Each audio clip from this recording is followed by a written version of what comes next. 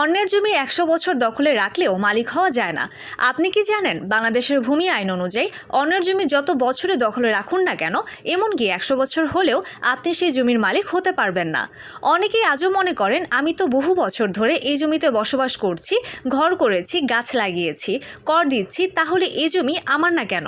কিন্তু এই ধারণা সম্পূর্ণ ভুল এবং আইনের চোখে এর কোনো মূল্য নেই। আইন যা বলে, বাংলাদেশের দখল দ্বারা মালিকানা অর্জন নামে কোনো আইনি ধারণা কার্যকর নয়।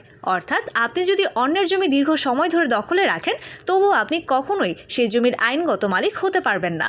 আইনে মালিকানার প্রমাণের একমাত্র উপায় হলো ১. বৈধ দলিল, ২. নামজারি, ৩. রেকর্ড ও খতিয়ান, ৪. দাগ ও মোজা অনুযায়ী প্রমাণ।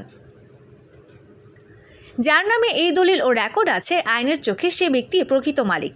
বাস্তব উদাহরণ: ধরুন একজন ব্যক্তি ৫০ বছর আগে অন্যের জমিতে ঘর তৈরি করলেন, তারপর সন্তান, নাতি নাতনি সবাই সে জমিতে বসবাস করছে। তারা মনে করছে এত বছর ধরে দখলে আছি, জমি তো এখন আমাদেরই।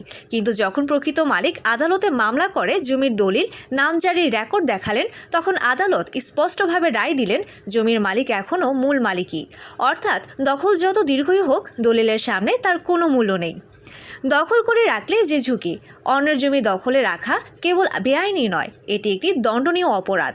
প্রকৃত মালিক চাইলে আদালতের মাধ্যমে জমি উদ্ধার করতে পারেন, দখলদারের বিরুদ্ধে মামলা করতে পারেন, এমনকি ক্ষতিপূরণও দাবি করতে পারেন। ফলে আপনি যদি অন্যের জমিতে দখল রাখেন, একদিন সেই জমি হারানোর পাশাপাশি আইনি ঝামেলায় জড়ানোরও ঝুঁকিও থেকে যায়।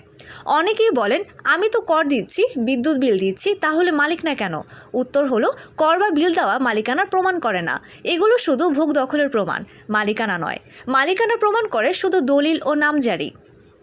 আইন যা শেখায়, নিজের জমির কাগজ ঠিক রাখুন, দাগ নম্বর ও খতিয়ান দেখে নিজের সীমা জানুন। অন্যের জমিতে হাত না দিন। জমি নিয়ে বিরোধ হলে সার্ভেয়ার বা আইনজীবীর পরামর্শ নিন। মনে রাখুন, দখল নয়, দলিলই মালিকানা নির্ধারণ করে।